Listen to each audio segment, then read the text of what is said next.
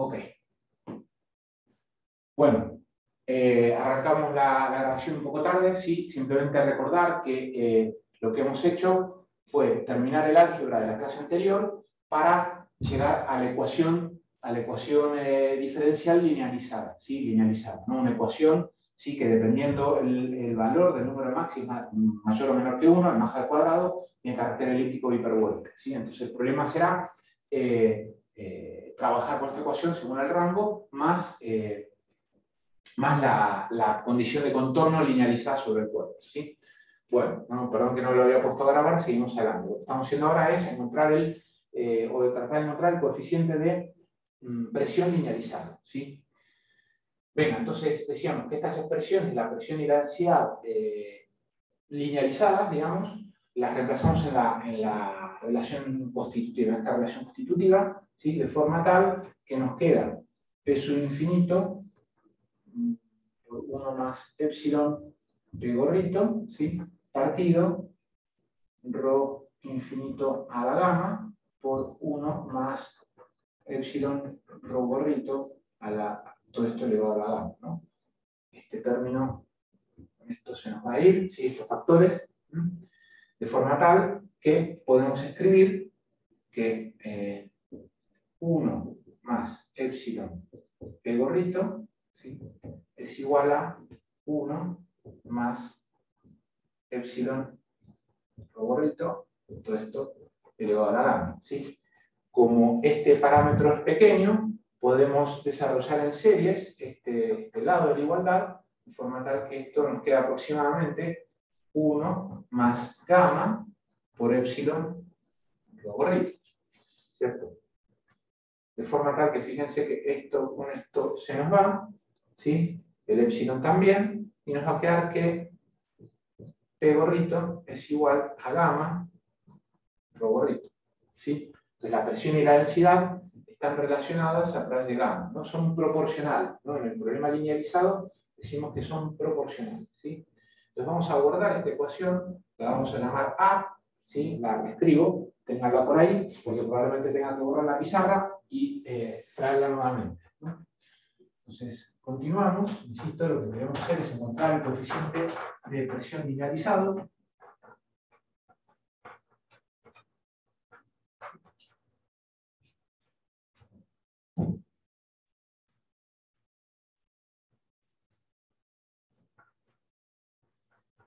Decíamos, lo que hacemos ahora, escribimos la velocidad del sonido, ¿no? La velocidad del sonido, que recuerdo, la podemos escribir como gamma P sobre ρ, y reemplazamos la expresión de P sobre ρ según esta relación, ¿no? De perturbada, ¿no?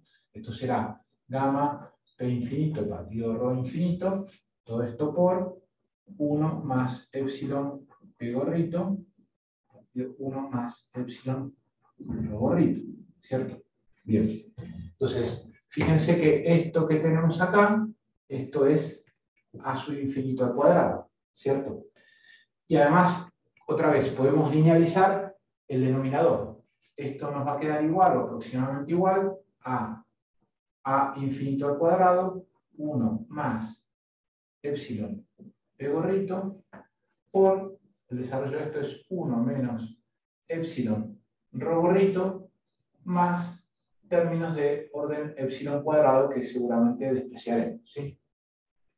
Entonces esto nos queda como a cuadrado, a infinito cuadrado, por 1 más epsilon P gorrito menos epsilon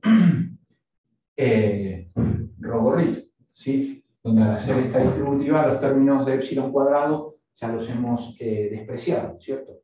Entonces, ahora sí lo que podemos hacer es justamente reemplazar la relación entre P y ρ en esa ecuación, ¿sí? Concretamente reemplazamos ρ, esto nos queda igual a infinito cuadrado, 1 más epsilon P gorrito menos epsilon, y nos queda P gorrito partido gamma, ¿sí? Que podemos escribir como a infinito cuadrado, 1 más epsilon P gorrito, 1 menos Hagamos, ¿sí? Bien. Entonces, esto lo que podemos hacer es distribuirlo aquí el A, y nos queda el A infinito cuadrado, ¿sí? Más epsilon de gorrito, ¿sí?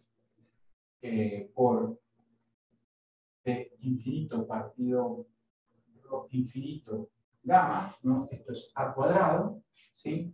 Por gamma menos 1 partido gamma, ¿sí? De operar este paréntesis, gamma se me va, y esto nos queda, ¿no? Acá lo escribimos, A cuadrado es igual a A infinito cuadrado más epsilon P gorrito infinito partido rho gorrito gamma menos 1. Esta segunda expresión, ¿sí? La llamo B, tenemos que borrarla, ¿sí? Lo que podemos hacer ahora es igualarla a la ecuación de Euler-Bernoulli, ¿no? Vamos a verlo abajo, en la pizarra. Recuerdo la ecuación de Euler-Bernoulli.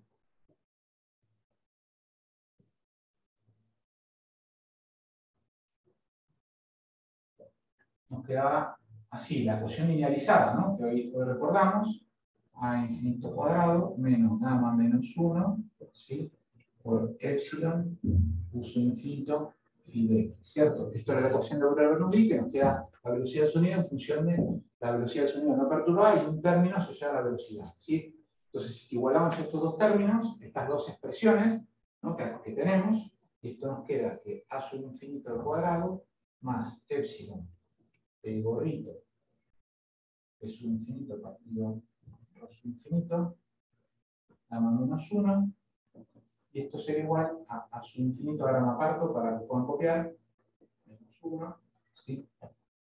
Epsilon u sub infinito y de x, ¿sí? Esto es lo que simplemente igualar, ¿no? Entonces, la sub infinito aquí se nos anula con este, tenemos un gamma menos 1 por aquí, ¿sí? Y finalmente, lo vamos a meter acá, esto nos queda epsilon, P gorrito, de infinito partido rho infinito, y esto es igual a menos epsilon, uso infinito, así nos queda. Así. Lo tenemos ahí, y ya casi llegamos a lo que estamos buscando.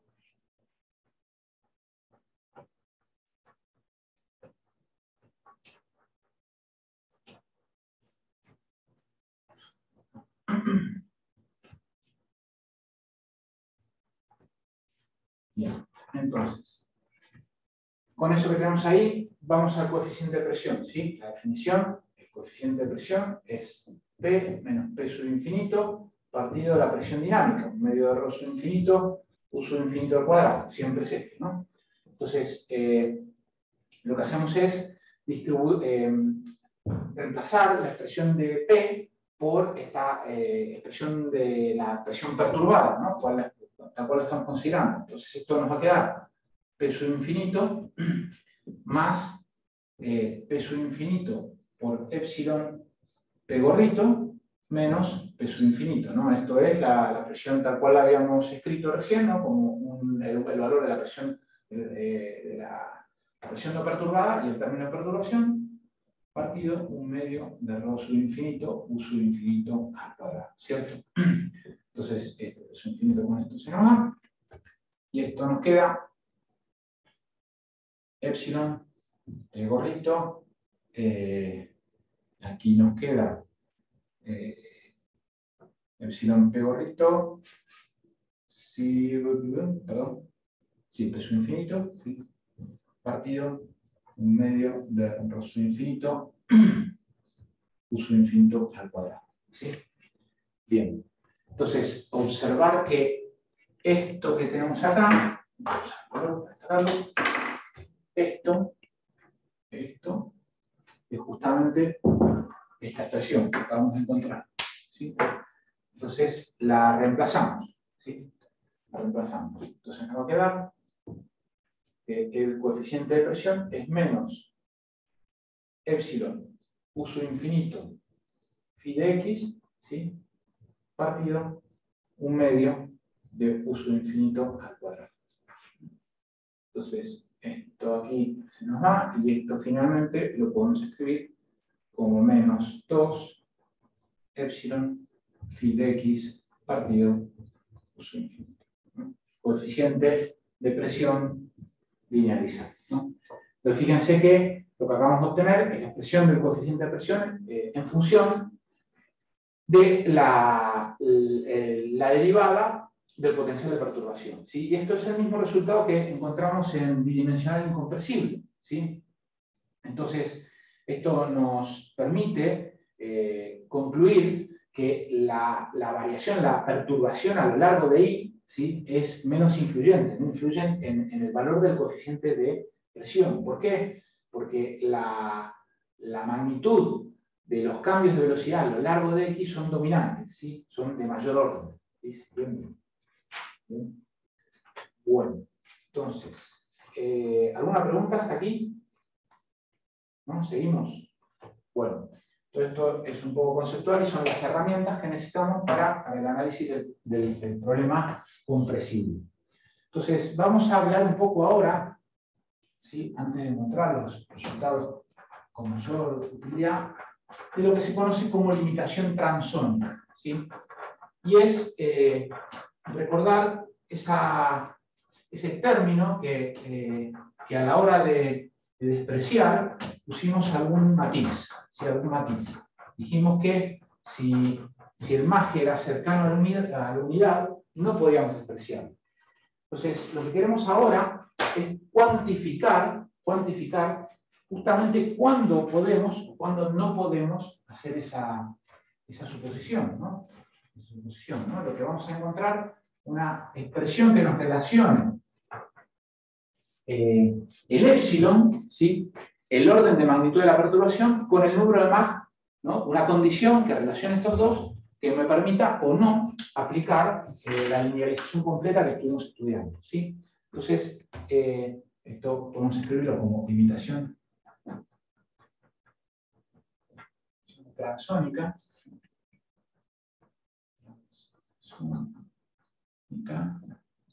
¿Sí? Y lo que hago es escribir la ecuación, ¿sí? Linealizada, ¿sí? para perfiles, ¿sí? Es decir, lo vamos a hacer en el caso bidimensional, y vamos a escribir ese término, recordar la clase de ayer, que cuando lo despreciamos hicimos alguna matización. Aquí era epsilon, era delta, ponemos epsilon, que dijimos que ya lo podíamos asimilar. Esto era la derivada de phi con respecto de x, ¿está bien? Todo esto nos quedaba por la derivada de phi con respecto a x dos veces, más la derivada de phi. Así nos quedaba, ¿no? Ahí escribí las derivadas en su notación completa, pero es el caso bidimensional, ¿está bien? Entonces, este es el término que les dije, bueno, si resulta que el MAG es cercano a la unidad, no podemos despreciarlo, ¿sí? Como hemos hecho. ¿Por qué? Porque este término, ¿sí? Si esto es cercano a la unidad, estos dos términos, mejor dicho, van a tener el mismo orden de magnitud que este. Entonces no podemos despreciarlo. Justamente el analizar el orden de magnitud en la linealización nos permite identificar cuándo un término es más pesado que otro, ¿no? Y aquí vemos que si el MAG es cercano a la unidad, estos dos términos son parecidos, entonces no podemos despreciar uno con respecto a otro, ¿no? Entonces esto vamos a tratar de cuantificarlo, ¿no? Entonces, analizando el orden de magnitud, veamos cómo podemos cuantificar la perturbación, ¿no? Entonces, simplificadamente, imagínense que analizamos un perfil, ¿sí? Un perfil, ¿no? Que está volando a una velocidad que da lugar a un número de Mach grande, que genera, ¿sí? una línea de Mach, un nombre hecho, ¿sí? Entonces, como queremos analizar el orden de magnitud de la perturbación, vemos las magnitudes características, ¿no? Entonces, la magnitud característica, que vamos a llamar Lx, ¿sí? Justamente a lo largo de X, va a ser la cuerda, ¿sí? La cuerda de nuestro perfil, ¿sí? Y en Z, no estamos en el problema bidimensional, podemos decir que tenemos esta distancia, ¿sí? Que vamos a llamar Lz, ¿no?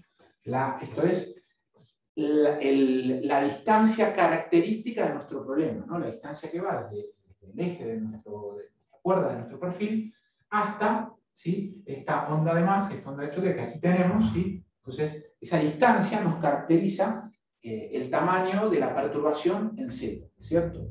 Bien, entonces, recuerden que vimos que este semiángulo de este cono, ¿no? El ángulo de este cono que llamamos delta, ¿sí? Delta lo podemos escribir como el arco seno, ¿sí?, de 1 partido del número de Mach, ¿sí? Recuerden que lo vimos la clase pasada. Entonces, si el Mach infinito tiende a 1, ¿qué es lo que sucede? Que delta, ¿sí?, tiende a pi sobre 2, ¿sí?, de forma tal que L2 crece mucho, ¿sí? Crece mucho, ¿sí? De hecho tiende a infinito, ¿no? Tiende a infinito, ¿no? Entonces fíjense que la perturbación, cuando nos acercamos a la longitud característica en Z, cuando nos acercamos a más igual a 1, crece muchísimo, ¿sí? Entonces analicemos el orden de magnitud de todos estos términos en base al orden de magnitud de las perturbaciones, ¿sí? Entonces vamos a hacerlo término por término, ¿sí? Entonces, bueno, primero empezamos con la condición de contorno, ¿no? El orden de magnitud de la condición de contorno, ¿no? Entonces, la condición de contorno la escribimos como 1 partido, lo podemos escribir de esta manera, ¿sí?, con respecto a Z, esto es igual a la derivada de Z del perfil, ¿no?, la geometría del cuerpo. Entonces, esto tiene orden unidad, ¿sí? Orden unidad, porque esta expresión, ¿sí?, la función de Z, dijimos que tiene orden unidad cuando linealizamos el problema, ¿está bien?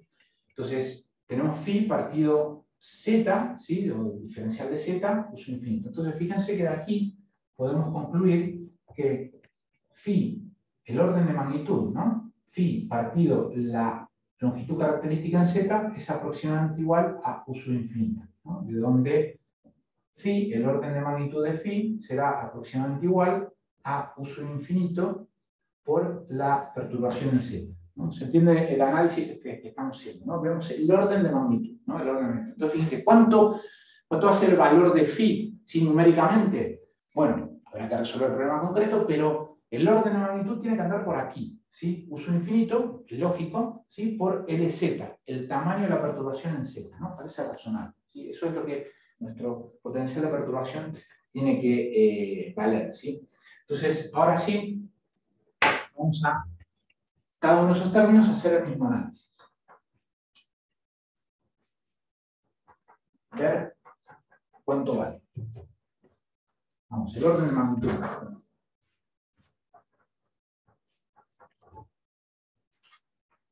Entonces, llamemos el primer término, ¿sí?, que es esto, 1 menos más al cuadrado, ¿sí?, más infinito al cuadrado, por la derivada segunda de phi respecto de x 2 veces, ¿no? Esto, 1 menos el más infinito al cuadrado, por la derivada de segunda de phi con respecto a x 2 veces. Esto, fíjense que lo vamos a poder, el orden de magnitud será aproximadamente 1 menos el más al cuadrado, el valor de más al cuadrado, por cuánto el orden de magnitud de phi, ¿sí?, partido la longitud característica en x, que es c al cuadrado, ¿cierto?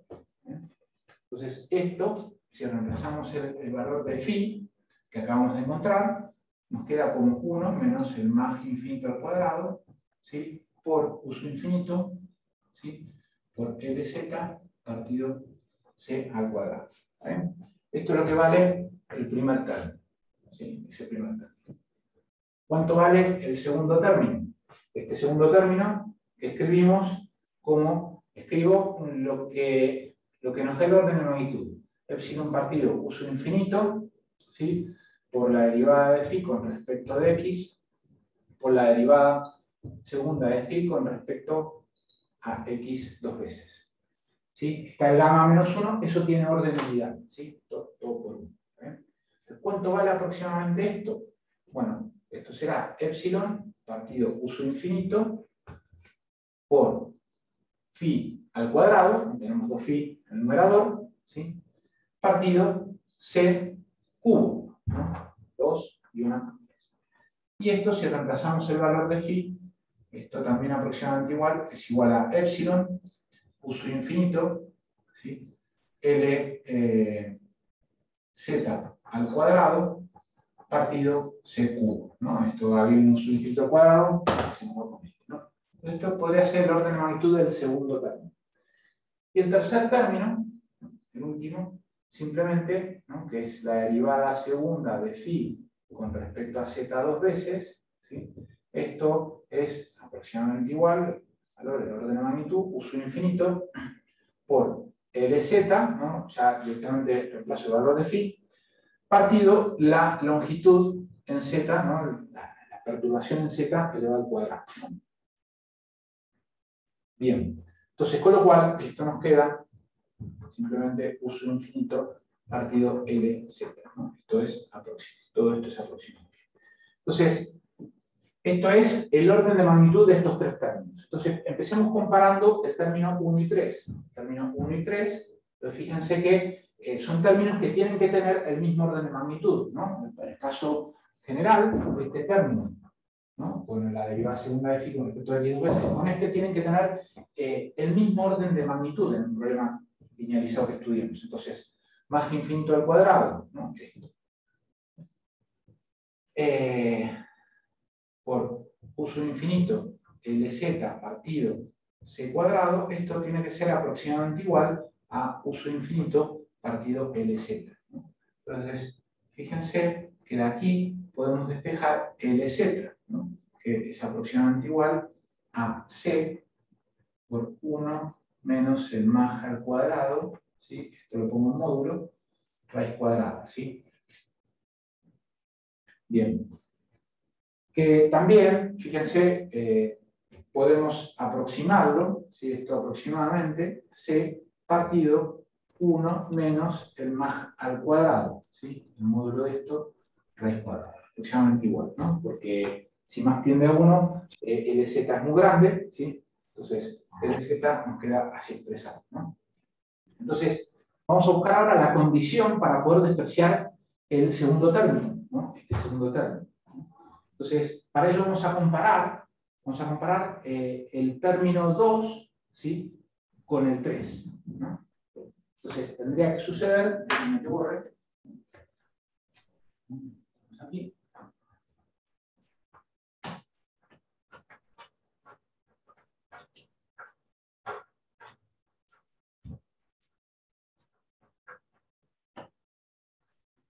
Bien, entonces, ¿qué es lo que digo? Que vamos a comparar el 2 y el 3 de forma tal que tiene que suceder que el término 2, tiene que ser mucho menor que el término 3. Eso es lo que debería suceder, ¿no? Que lo que estamos diciendo, pues, si lo escribimos en función del orden de magnitud que acabamos de encontrar, epsilon uso infinito por Lz cuadrado, ¿sí? Estoy escribiendo esto acá, partido c cubo, tiene que ser mucho menor que uso infinito partido Lz, ¿cierto?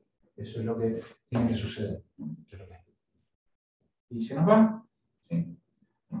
Entonces, de forma tal que, fíjense, que podemos decir que epsilon tiene que ser mucho menor que c cubo partido Lz cubo, ¿no? Al momento de operar ahí, esa sería la condición, que la podemos escribir un poco mejor reemplazando la expresión de Lz que acabamos de obtener, ¿no? Que teníamos recién. Entonces, ¿qué es lo que decimos? Que epsilon tiene que ser mucho menor que 1 menos el más infinito elevado a la 3 medios, a la 3 medios. ¿Sí? Entonces, eso es lo que queríamos buscar, ¿no? Es una expresión que nos permite cuantificar esto, lo que llamamos la limitación transónica, ¿no? Recuerden que el epsilon es una medida del espesor, de la curvatura, del ángulo de ataque, ¿no? Entonces, la magnitud de esas perturbaciones, ¿sí? Geométricas, ¿sí? En el flujo, tiene que ser mucho menor que esta expresión. Entonces, aquí lo podemos cuantificar. ¿Hasta cuándo nos va a valer? ¿Qué problema podemos analizar, ¿sí? Con la ecuación linealizada? ¿Y en qué problema tenemos que tener en cuenta este tercer término? Aquí tenemos linealizado. ¿Sí? ¿Se entiende? Entonces, esto nos expresa justamente el límite transónico. Entonces, bueno, nos quedan unos minutos, pero ahora con todo esto vamos a ver quizás lo más interesante o aplicable de todo esto que venimos planteando, ¿no? Hemos sentado las bases, ¿sí?, del problema linearizado, y ahora vamos a ver qué herramientas nos aporta para resolver un problema concreto de régimen compresible, ¿sí?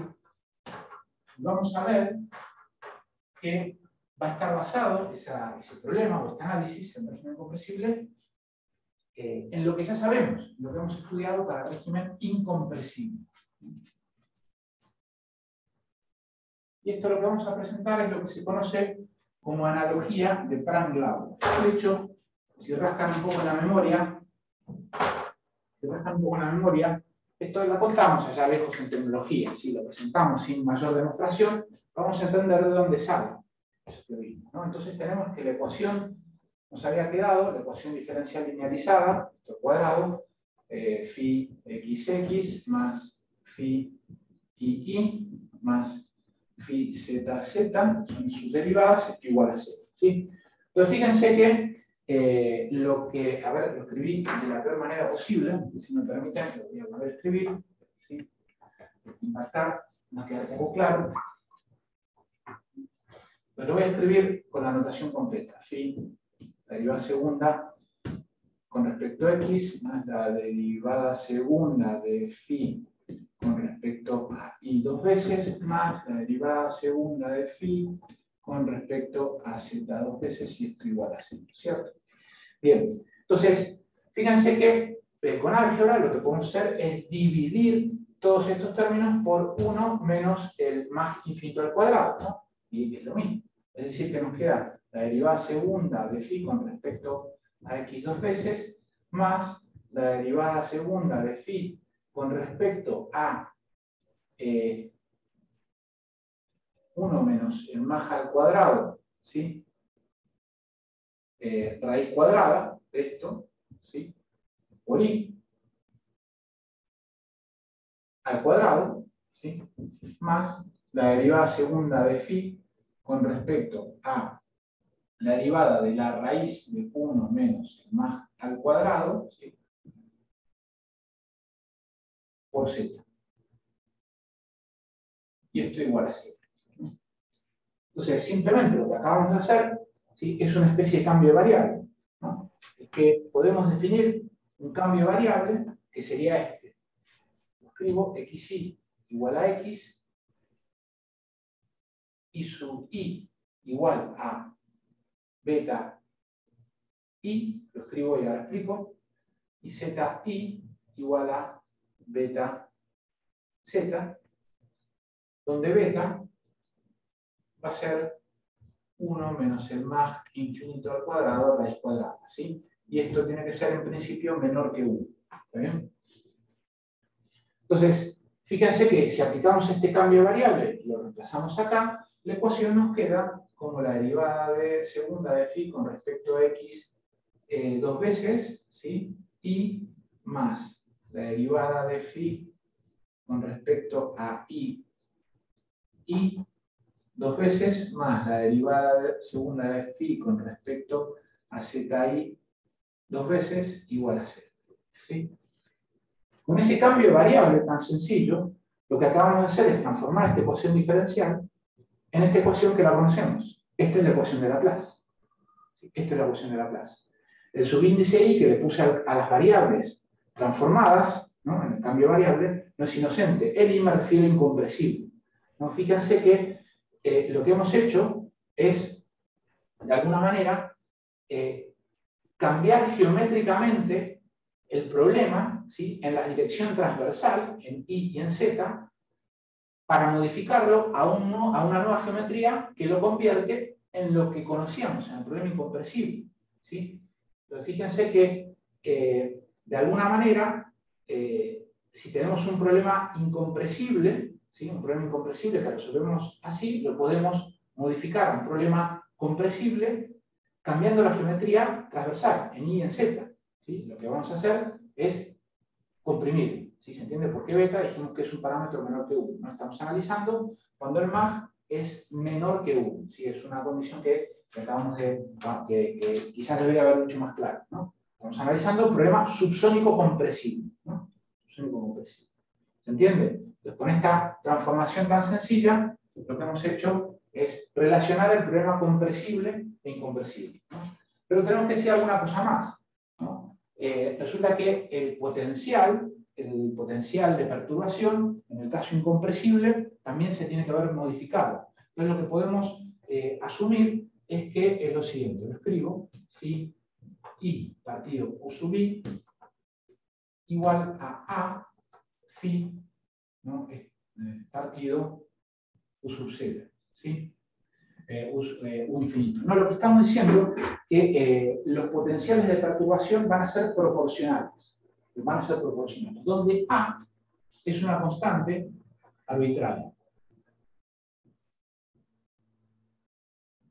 Entonces, obviamente, estamos haciendo un cambio en la geometría, en la dirección transversal, y la perturbación, el potencial de perturbación, también se va a ver afectado, y lo que asumimos es que la relación entre el potencial compresible e incompresible es proporcional, ¿no? Es una relación proporcional, ¿está bien? Entonces, fíjense, con esto, lo que podemos es, por ejemplo, escribir que el coeficiente de presión linealizado, que lo teníamos como menos 2 phi de x partido U sub infinito, observar que ya no uso el potencial dilatado, sino el epsilon ya lo tenemos acá metido, ¿sí?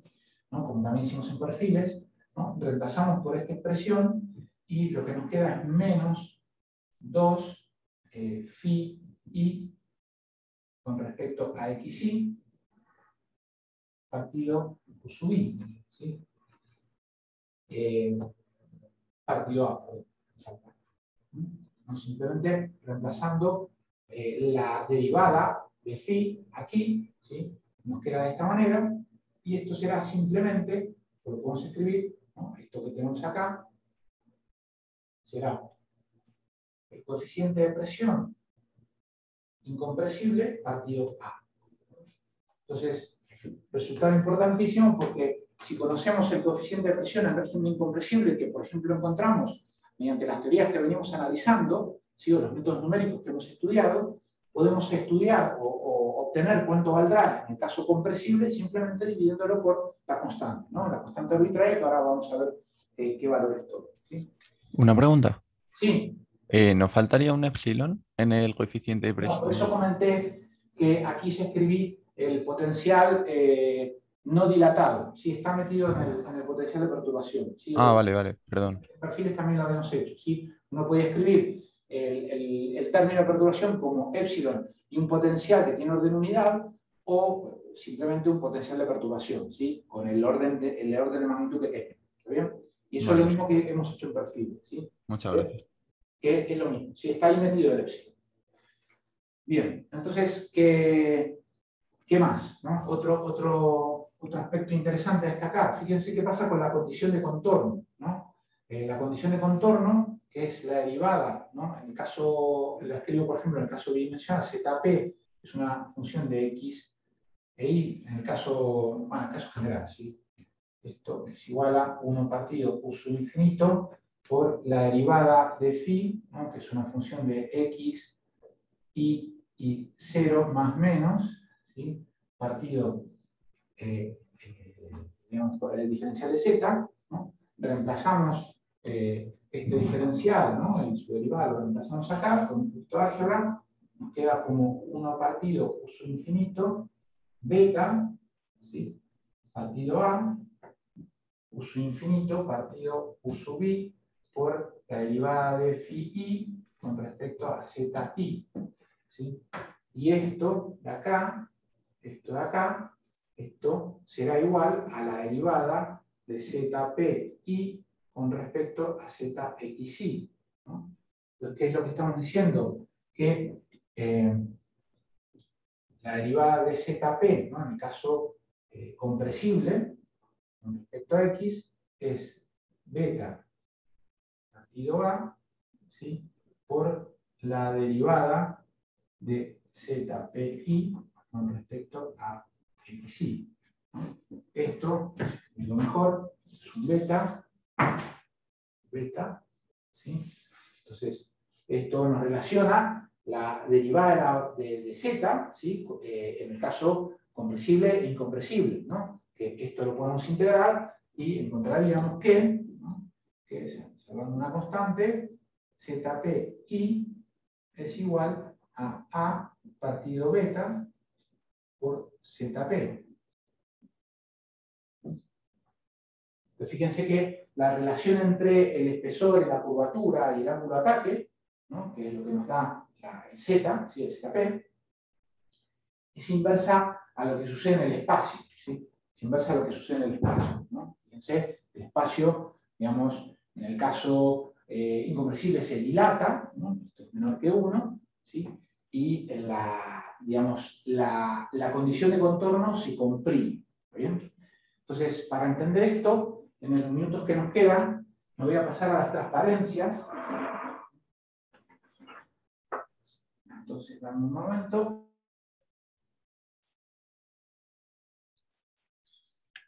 Un segundito. Esto es lo que vimos en la clase pasada. Entonces, esto es acá, ¿sí? Entonces, fíjense, ¿no? Para entender esto último que acabamos de encontrar, se escucha bien, ¿no? Y se ve. Entonces, y aquí podemos ver la utilidad de la analogía de Prangt-Glauer que acabamos de presentar, ¿no? Este cambio de variables, ¿no? Imagínense que queremos estudiar un problema, ¿sí? De un ala metida, por ejemplo, en un túnel aerodinámico, ¿sí? O, por ejemplo, el dominio que vamos a modelar con un CFD, ¿sí? Y queremos analizarlo en el caso compresivo, ¿no? Entonces, este ala va a trabajar a un cierto ángulo de ataque. Entonces, vamos a ver que si aplicamos la transformación, ¿no? esta analogía de Prangt-Glauer, ¿sí? Este problema lo podemos transformar a un caso incompresible, ¿no? Entonces, fíjense lo que pasa con la geometría, ¿sí? Con la geometría, lo que va a suceder es que en X es la misma, ¿sí? La longitud en X será la misma en el caso compresible e incompresible, la longitud en Z y en Y estarán, en este caso, comprimidas, ¿sí? Estarán comprimidas. ¿Está bien? ¿Qué más? ¿Qué pasa con el ángulo de ataque? Bueno, si aplicamos la relación que acabamos de obtener, ¿no? Podemos relacionar justamente el ángulo de ataque en el caso incompresible que en el caso compresible, ¿no? Para lo cual habrá que fijar esta constante arbitraria, ¿no? De forma tal que el ángulo de ataque en el caso incompresible tendrá esta expresión, ¿no? Será el ángulo de ataque que tenemos en el caso compresible, ¿no? Multiplicado por A partido B, ¿sí? De donde fíjense que podemos encontrar el coeficiente, ¿no? En el caso incompresible, el coeficiente de presión, ¿sí? Mediante un ensayo en túnel aerodinámico o una solución numérica o una solución analítica en el caso incompresible. Todo esto lo tenemos, ¿sí? Este coeficiente de presión incompresible lo corregimos mediante la constante y encontramos el coeficiente de presión en el caso compresible, ¿no? Y aquí lo tenemos, ¿no? Entonces, fíjense la utilidad de esta analogía, ¿no? Que en definitiva es un cambio de variable que obtuvimos a partir de las ecuaciones, de analizar las ecuaciones, la utilidad que tiene, ¿no? Entonces se desarrollaron ahí a principios del siglo XX, cuando se empezó a volar más rápido y se empezó a observar que el comportamiento de los perfiles de las alas, de los aviones, no coincidía con las teorías, ¿sí? Entonces, estas expresiones o esta analogía nos sirve para poder utilizar toda esa información que tenemos del régimen incompresible, ¿sí? Corregida para régimen subsónico compresible, ¿no? Entonces, para ilustrar esto, fíjense, por ejemplo, en perfiles, me voy a pasar unos minutillos, ¿sí? Imagínense que queremos estudiar un perfil en régimen subsónico compresible, ¿sí? Que está definido por una cierta función, como ya hemos hecho, ¿sí? Una función de x, ¿sí? Y lo podemos ahora con esta expresión, con esta relación que acabamos de presentar, transformar al régimen incompresible, ¿cierto? Entonces, podemos fijar, por ejemplo, arbitrariamente que A es igual a beta. De esta forma, el perfil no cambia su geometría, Si hacemos esta consideración, ¿sí? Lo que sucede es que el valor de A nos queda justamente como la raíz de 1 menos el más infinito al cuadrado, de forma tal que el coeficiente de presión, como podemos ver en pantalla, está relacionado al compresible e incompresible de esta manera, ¿no? Fíjense, esto es lo que se conoce como analogía o corrección de Prangt-Glauer, ¿cierto? Entonces, con los valores del coeficiente de presión en incompresible, que obtuvimos por algún método de los que conocemos, ¿sí? Vemos cómo se comporta en régimen incompresible, ¿no? Entonces, si nosotros conocemos esa distribución de presión, ya les digo, mediante las teorías que hemos estudiado, métodos numéricos o ensayos en túnel, ¿sí?, en subsónico incompresible, lo podemos corregir. Entonces también podríamos, como ustedes saben, encontrar el CL del perfil, que lo podemos encontrar por integración de la distribución de presiones, ¿no?, del coeficiente de presión, ¿no? Esto es el CL, la distribución de CL a lo largo de X. Entonces fíjense que con un poquito de álgebra pueden entender fácilmente que esta corrección, ¿sí?, la raíz de 1 menos el más al cuadrado saldrá fuera del integral, y lo que obtendremos será el CL en régimen incompresible partido 1, la raíz de 1 menos más infinito al cuadrado, ¿no? Entonces vemos que en régimen compresible el coeficiente de presión, de sustentación, perdón, aumentará ligeramente, ¿no? Recuerden que este número es un número menor que 1, ¿sí? Bien, entonces, fíjense, esta gráfica nos ilustra, ¿no?, la tienen en el libro, nos ilustra esta corrección, ¿no? Aquí tenemos dos o tres cosas, ¿no? Acá tenemos el valor de CL, para un perfil a un ángulo de ataque de 3 grados, ¿sí?, en función del número de Mach, ¿no? Entonces, lo que vemos en línea discontinua de trazos es justamente como pintada la corrección de Prangt-Glauer, ¿no? Y lo que vemos en puntos, sí, perdón, lo que vemos en línea continua es la corrección de Prangt-Glauer. Estos puntos son puntos experimentales, ¿sí?, donde lo que podemos observar que efectivamente la corrección de Prangt-Glauer nos describe bien la tendencia y el valor con un cierto error, ¿sí? Esto, cuando se observó la comparación, la correlación entre datos experimentales y esta corrección, bueno, se vio que estaba bien, pero había que mejorarlo. Entonces se desarrollaron correcciones un poco más sofisticadas, ¿sí?, basadas en la corrección de Prangt-Glauer, como la corrección de Karman-Sien, ¿sí? Esta corrección, como pueden ver, es similar, es pariente, ¿no? Entran los mismos factores, los mismos términos, ¿sí?